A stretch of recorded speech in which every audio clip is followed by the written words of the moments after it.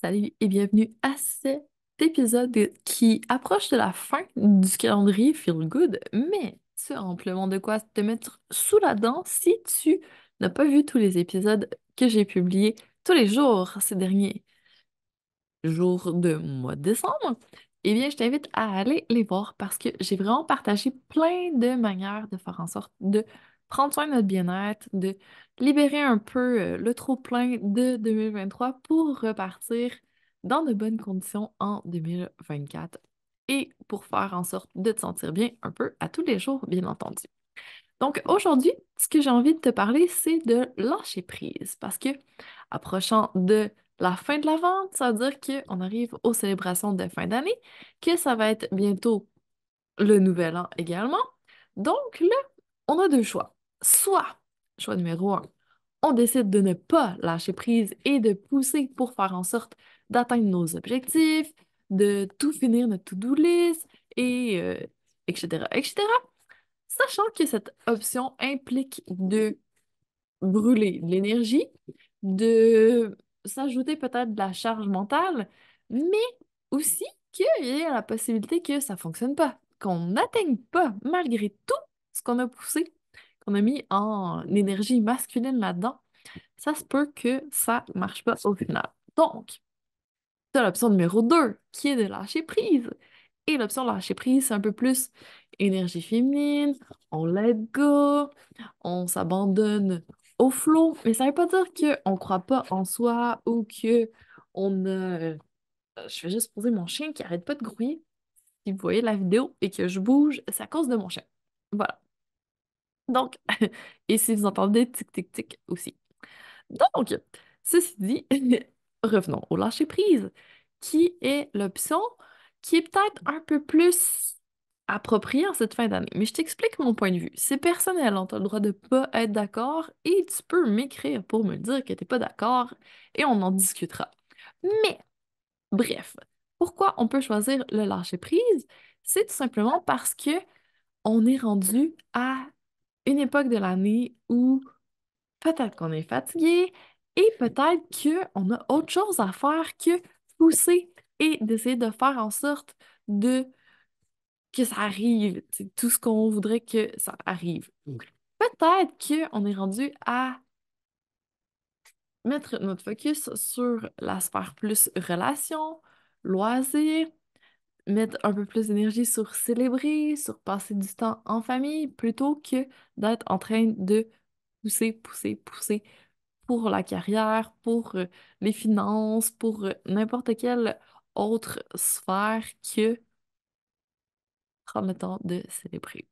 Parce que au final, c'est quand on regarde en arrière sur notre année 2023 ou même les autres années d'avant, qu'est-ce qu'on se retient? Qu'est-ce qu'on retient? Est-ce que c'est tant que ça les objectifs qu'on a atteints ou c'est plutôt les moments qu'on a appréciés, les bons moments, les choses spéciales qu'on a faites qui ont amené à créer des souvenirs et à ressentir vraiment des belles émotions.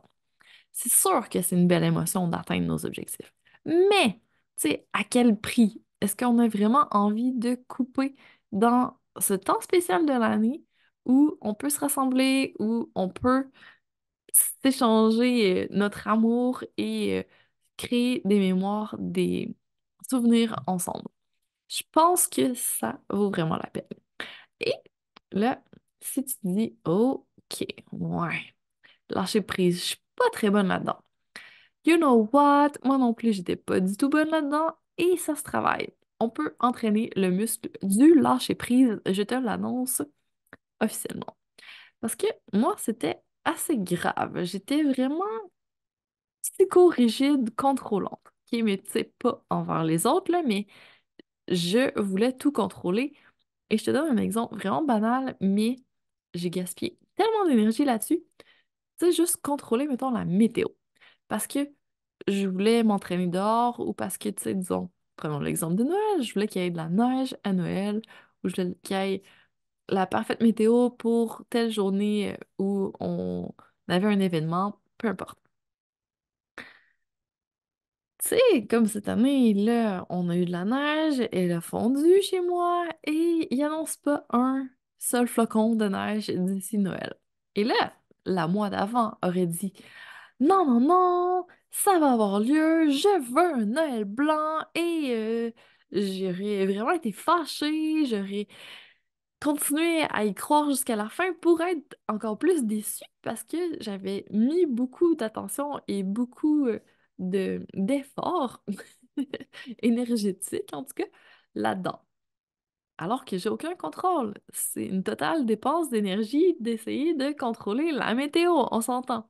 Mais, tu sais, quand la neige a fondu derrière moi, j'étais assez fière de moi en me rendant compte justement que j'étais dans le total lâcher prise, l'acceptation, même si j'ai été déçue, j'ai pas eu le temps d'aller faire du ski ou quoi que ce soit, d'en profiter, c'est pas grave, on va revenir un jour, puis écoute, c'était à moi de prendre le temps d'en profiter pendant qu'elle était là, hein. C'est ça la météo maintenant.